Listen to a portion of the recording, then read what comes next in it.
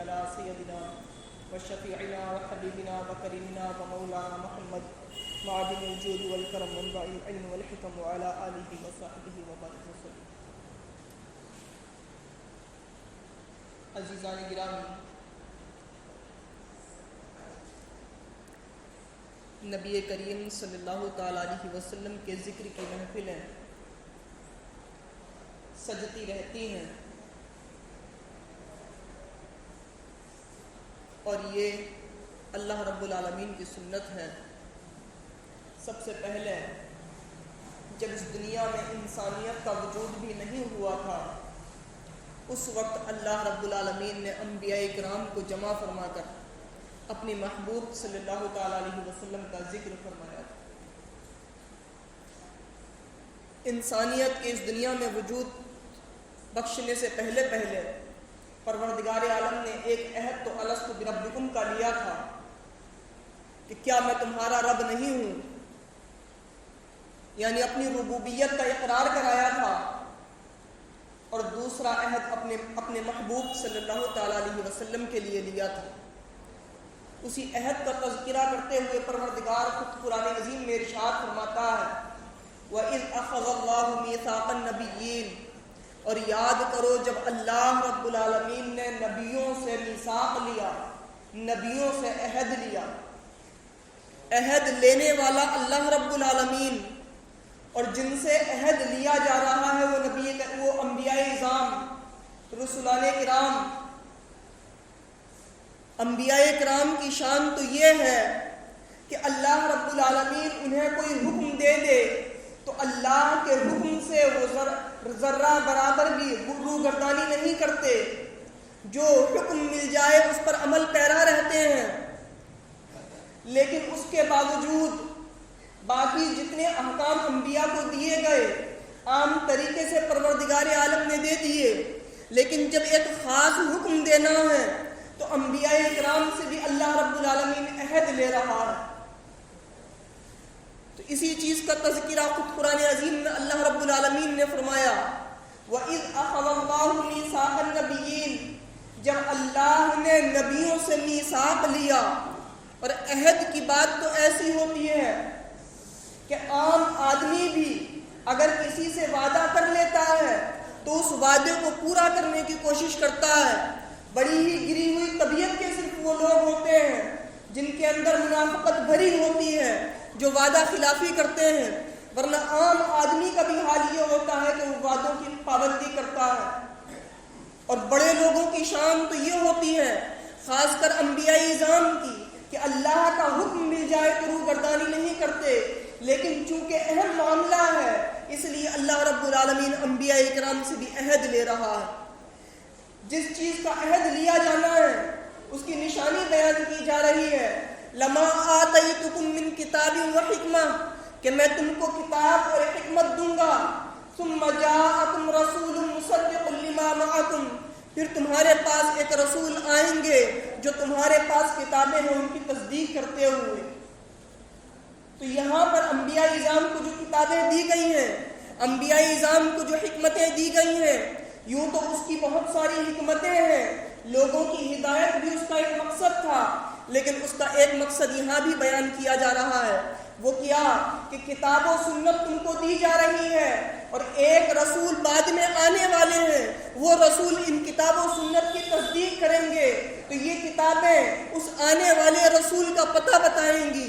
تو یہ جو کتابیں دی ہیں، ان کتابوں کی جو پہلی کتابیں نازل ہوئی ہیں، ان کتابوں کے نازل ہونے کا ایک سبب یہ ہے کہ وہ آنے والے رسول کا پتہ دیتی رہیں. دوسری چیز جو یہاں پر بیان کی گئی وہ یہ پروردگار عالم نے فرمایا رسول مصدق لما معکم، کہ وہ رسول آ کر تمہارے پاس جو کتابیں ہیں ان کتابوں کی تصدیق کریں گے. تو ایک تصدیق تو وہ ہے کہ رسول اللہ صلی اللہ علیہ وسلم زبانی طور پر تصدیق فرمائیں گے کہ جو توریت نازل ہوئی ہے، انجیل نازل ہوئی ہے، زبور نازل ہوئی ہے یا دیگر صحائف نازل ہوئے ہیں، وہ تمام حق ہیں. تو یہ تصدیق بھی رسول اللہ صلی اللہ علیہ وسلم نے کی ہے. اور دوسری تصدیق یہ ہے کہ جیسے جیسے احوال رسول اللہ صلی اللہ علیہ وسلم کے پرانی کتابوں میں مذکور تھے، جب وہ تمام احوال نظر آنے لگے تو گویا کہ ان کتابوں کی تصدیق ہو جائے گی. کتابوں میں اللہ رب العالمین نے رسول اللہ صلی اللہ علیہ وسلم کا تذکرہ کیا تھا۔ اس چیز کا اندازہ تو اس چیز کو دیکھ کر ہو جاتا ہے کہ تبع حمیر ایک بادشاہ تھا، اس کے ساتھ حضرت موسیٰ علیہ السلام کو ماننے والے بے شمار علماء تھے۔ ان کا گزر ایک مرتبہ مدینہ منورہ کی سرزمین سے ہوا، اور مدینہ منورہ کی سرزمین سے اس وقت ہوا جب مدینہ منورہ پر عمارتیں قائم نہیں تھیں، مدینہ منورہ کوئی شہر بنا ہوا نہیں تھا، مدینہ منورہ اس وقت ایک بیابان تھا، ایک صحرا تھا۔ لیکن اس وقت جب موسیٰ علیہ السلام کو ماننے والے علماء اس سرزمین سے گزرتے ہیں جنہوں نے توریت شریف کا مطالعہ کر رکھا تھا، تو جب اس سرزمین پر پہنچتے ہیں، پہنچنے کے بعد ہی وہ اندازہ کر لیتے ہیں کہ یہی وہ سرزمین ہے جس پر آنے والے رسول اللہ صلی اللہ علیہ وسلم کو ہجرت فرمانی ہے۔ اللہ اکبر! اس طریقے سے پرانی کتابوں میں تذکرہ اس سرزمین کا ہو چکا ہے جس سرزمین پر رسول اللہ صلی اللہ علیہ وسلم کی ہجرت ہونی ہے۔ اور سنیں، ایک بادشاہ گزرا ہے سیف بن ذی یزن۔ اس بادشاہ کا حال یہ تھا کہ اس بادشاہ کے پاس جب قافلے آتے تھے، اس سے ملاقات کے لیے لوگ آیا کرتے تھے، تو ان قافلے والوں کو، ان لوگوں کو خوب تحفوں اور تحائف سے نوازا کرتا تھا۔ ایک مرتبہ ایک قافلہ عرب کی سرزمین سے سیف بن ذی یزن کے پاس پہنچا، اور اس قافلے میں حضرت عبد المطلب پیارے آقا صلی اللہ تعالیٰ علیہ وسلم کے پیارے دادا جان بھی تھے۔ جب یہ قافلہ سیف بن ذی یزن کے پاس پہنچتا ہے تو جیسے ہی سیف بن ذی یزن کی نگاہ حضرت عبد المطلب رضی اللہ تعالیٰ عنہ کے چہرہ اقدس پر پڑتی ہے تو چہرے کو دیکھتے ہی پہچان لیتا ہے کہ یہ کوئی اور ذات نہیں، یہ وہی ذات ہے جن کی نسل سے نبی کریم صلی اللہ تعالیٰ علیہ وسلم کی تشریف آوری ہونے والی ہے۔ اللہ اکبر! مطلب پہلی کتابوں میں اس طریقے سے رسول اللہ صلی اللہ علیہ وسلم کا تذکرہ ہو چکا ہے کہ کوئی اگر اس سرزمین کو دیکھ لے تو دیکھ کر پہچان جائے کہ یہ کوئی اور سرزمین نہیں، یہ ہجرت گاہ رسول ہے۔ اگر کوئی آقا علیہ السلام کے دادا جان کی صورت دیکھ لے تو صورت دیکھ کر اندازہ لگا لے کہ یہ کوئی اور نہیں، یہ وہی ذات ہے جن کی نسل سے رسول کریم صلی اللہ علیہ وسلم کو آنا ہے۔ لیکن سیف بن ذی یزن نے فوراً اس بات کا اظہار نہیں کیا، اس کو یقین تو ہو گیا کہ یہی دادا جان ہے، لیکن بعض چیزوں کو تو جن کو اس نے پڑھا تھا وہ صورت میں دیکھ لیا، بعض ان کے احوال کا اندازہ نہ کر سکا، تو اس کا طریقہ یہ تھا باقی قافلوں کو تحفے تحائف دے کر روانہ کر دیتا تھا، لیکن اس قافلے کو روانہ نہ کیا، اس قافلے کو روکا، 10-12 دن تک اپنے پاس روکے رہا، اور حضرت عبد المطلب رضی اللہ تعالیٰ عنہ کے احوال کا مشاہدہ کرتا رہا۔ جیسا جیسا اس نے پڑھا تھا بعینہ وہی ساری چیزیں وہ حضرت عبد المطلب رضی اللہ تعالیٰ عنہ کے احوال میں دیکھ رہا تھا۔ پھر آخر میں اس نے بلایا، اور بلانے کے بعد کہا مجھے ایک بات بتاؤ کہ میں یہ زمانہ وہ زمانہ پا رہا ہوں جس زمانے میں آخری نبی کو مبعوث ہونا ہے، جس زمانے میں آخری نبی کی ولادت ہونی ہے۔ اللہ اکبر! صرف حضرت عبد المطلب کے چہرے کو نہیں پہچانا تھا، وہ زمانے کو دیکھ کر پہلے ہی پہچان چکا تھا کہ یہی زمانہ ہے جس زمانے میں پیارے آقا کی ولادت ہونی ہے۔ تو حضرت عبد المطلب سے کہنا ہے کہ زمانہ تو وہی ہے جس میں ولادت باسعادت ہونی ہے، کیا تمہارے یہاں کسی بیٹے کی ولادت ہوئی ہے؟ تو حضرت عبد المطلب کہتے ہیں ہاں 2 سال ہو چکے، ہمارے یہاں ایک بیٹے کی ولادت ہوئی ہے۔ تو حضرت عبد المطلب کو سیف بن ذی یزن نے کچھ نصیحتیں کی اور کہا کہ اگر میں اس وقت تک رہا تو ضرور ان کی مدد کروں گا۔ تو عزیزان گرامی، پیارے آقا صلی اللہ تعالیٰ علیہ وسلم کا ایسا تذکرہ پرانی کتابوں میں ہو چکا ہے، اسی کو رب قدیر ارشاد فرما رہا ہے رسول مصدق، کہ تمہارے پاس ایک ایسے رسول آئیں گے جو پرانی کتابوں کی تصدیق کریں گے۔ تصدیق ایسے ہوگی کہ پرانی کتابوں میں جو لوگ اب تک پڑھتے ہوئے آ رہے تھے ان تمام چیزوں کا مشاہدہ کر لیں گے۔ سرزمین کا اگر مطالعہ کیا ہوگا تو وہ سرزمین بھی نظر آ جائے گی، زمانے کا مطالعہ کیا ہوگا زمانہ بھی نظر آ جائے گا، اگر آقا علیہ السلام کے دادا کا تذکرہ پڑھا ہوگا وہ بھی سامنے نظر آ جائے گا، اور آقا علیہ السلام کے جو احوال ہوں گے گے وہ تو سب نظر میں آ ہی جائیں گے۔ آقا علیہ الصلوۃ والسلام کے بارے میں آتا ہے کہ یہود اور نصارہ جنہوں نے پرانی کتابوں کو پڑھ رکھا تھا پورے یقین کے ساتھ جانتے تھے کہ یہی رسول آخر الزمان ہے، صرف اور صرف ان کا عناد تھا، ان کی سرکشی تھی جو ایمان نہیں لاتے تھے، ورنہ کتابوں کو پڑھنے کے بعد ان کو پورا یقین حاصل تھا کہ یہ کوئی اور نہیں، یہی رسول ہے۔ تو عزیزان گرامی، اللہ رب العالمین نے نبیوں سے جب میثاق لیا تو میثاق لیتے ہوئے ایک نشانی تو یہ بتائی کہ میں تم کو کتاب و حکمت دوں گا، اور اس کتاب و حکمت کے بعد تمہارے پاس ایک رسول آئیں گے جو تمہارے ساتھ جو کتابیں ہیں ان کتابوں کی تصدیق کریں گے۔ اللہ رب العالمین نے عہد کیا لیا، اس کو آگے فرماتا ہے لَتُؤْمِنُنَّ بِهِ وَلَتَنْصُرُنَّهُ کہ تم ضرور ان پر ایمان لانا اور ضرور ان کی مدد کرنا۔ اللہ اکبر! اللہ رب العالمین انبیاء کو صرف یوں ہی حکم دے دیتا کہ ایمان لانا تو انبیاء کرام اس حکم سے روگردانی نہیں کرتے، لیکن ایک تو عہد لیا گیا اور اس عہد کے ساتھ ساتھ یہ جو جملہ آیا، یہ جو صیغہ آیا ہے لَتُؤْمِنُنَّ بِهِ، یہاں پر تین طریقے سے تاکید ہے، ایک لام تاکید، دوسرا نون تاکید جو ثقیلہ ہے۔ تو یہاں پر اردو ان الفاظ کے ترجمے سے بھی عاجز رہ جاتی ہے کہ ایسی تاکید اردو میں مل ہی نہیں پاتی، تو قرآن کریم میں اللہ رب العالمین نے حکم دیا لَتُؤْمِنُنَّ بِهِ، تم ضرور ان پر ایمان لانا، وَلَتَنْصُرُنَّهُ اور تم ان کی مدد کرنا۔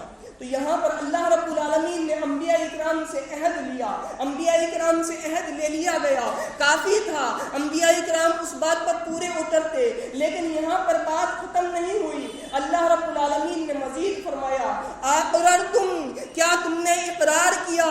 یعنی اللہ نے عہد تو دے دیا، اب ان سے اقرار بھی لیا جا رہا ہے۔ تمام انبیاء اکرام نے یک زبان ہو کر عرض کیا قالوا اقررنا، تمام انبیاء اکرام عرض کرتے ہیں مولا ہم نے اقرار کیا۔ اللہ اکبر! اب اقرار بھی ہو گیا، اب اقرار کے بعد تو کسی طریقے کی روگردانی کی گنجائش نہیں، لیکن یہاں پر بھی بس نہیں ہو رہا ہے۔ آگے پروردگار عالم ارشاد فرماتا ہے فَاشْهَدُوا، تو تم آپس میں ایک دوسرے کے گواہ ہو جاؤ کہ تم نے اس بات پر اقرار کیا ہے۔ اللہ اکبر! انبیاء و مرسلین کی جماعت ہے، انہوں نے اقرار کر لیا، روگردانی کی گنجائش نہیں تھی، لیکن اس کے باوجود چونکہ معاملہ بہت اہم ہے تو گواہ بنایا جا رہا ہے۔ گواہ بننے والے بھی انبیاء، جن کے لیے گواہ بن رہے ہیں وہ بھی انبیاء اکرام۔ اللہ نے فرمایا فَاشْهَدُوا، تو گواہ ہو جاؤ، تو آپس میں ایک دوسرے کے گواہ ہو جاؤ۔ اور یہاں پر بھی بس نہیں ہوا، آگے فرماتا ہے وَأَنَا مَعَكُم مِّنَ الشَّاهِدِينَ کہ تم آپس میں تو ایک دوسرے کے گواہ ہو ہی ہو، میں بھی تمہارے ساتھ گواہوں میں سے ہوں۔ اللہ اکبر! خود پروردگار عالم نے اس بات کی گواہی اٹھائی ہے کہ تم نے اس بات کا اقرار کیا ہے کہ جب رسول آئیں گے تو ان پر ایمان لاؤ گے اور ان کی مدد کرو گے۔ اور یہاں پر بھی بات ختم نہیں ہوتی، آگے فرماتا ہے فَمَن تَوَلَّىٰ بَعْدَ ذَٰلِكَ فَأُولَٰئِكَ هُمُ الْفَاسِقُونَ کہ جو اس کے بعد روگردانی کرے گا تو وہ فاسقوں میں سے ہوگا۔ اللہ اکبر! یہ تو بہت بڑی بات ہے کہ اللہ رب العالمین نے جن کو معصوم بنایا ہے، جن کے بارے میں یہ شبہ ہو ہی نہیں سکتا کہ وہ روگردانی کریں گے، لیکن بات کی پختگی کے لیے مزید پروردگار عالم نے فرما دیا فَمَن تَوَلَّىٰ بَعْدَ ذَٰلِكَ کہ اس کے بعد اگر کوئی روگردانی کرے گا تو وہ فاسقوں میں سے ہوگا۔ یعنی جو انبیاء اکرام کے مرتبے پر فائز ہے اس کے بارے میں یہ احتمال تو نہیں کہ روگردانی کرے گا، لیکن اگر بفرض محال روگردانی کر لے تو وہ بھی فاسق اور کافروں میں سے ہوگا۔ اللہ اکبر! تو عزیزان گرامی، یہ مقام و مرتبہ ہے سرکار دو عالم صلی اللہ تعالیٰ علیہ وسلم کا کہ ابھی دنیا میں انسانیت کا وجود نہیں ہوا ہے، ابھی دنیا میں انسان آئے نہیں ہے، لیکن آنے سے پہلے پروردگار عالم انبیاء اعظام سے عہد لے رہا ہے۔ اور انبیاء اعظام سے عہد اس لیے لیا جا رہا ہے کہ یہ انبیاء کرام جب دنیا میں پہنچے تو ان کی جتنی امتیں آتی رہیں ان تمام سے عہد لیتے رہے، اور انبیاء کرام اپنی تمام امتوں سے عہد لیتے بھی رہے، تاکہ جب رسول اللہ صلی اللہ تعالیٰ علیہ وسلم آئے تو لوگوں کو کسی طریقے کا شبہ نہ رہ جائے اور تمام لوگ رسول اللہ صلی اللہ تعالیٰ علیہ وسلم پر ایمان لے آئے۔ تو عزیزان گرامی، یہ عظمت و شان اللہ رب العالمین نے نے سرکار دو عالم صلی اللہ علیہ وسلم کو نوازی ہے. اللہ رب العالمین سے دعا ہے کہ ہم سب کو آقا علیہ الصلوۃ والسلام کے صدقہ و طفیل میں ہم سب کی مغفرت فرمائے اور آقا علیہ الصلوۃ والسلام کی سچی محبت عطا فرمائے.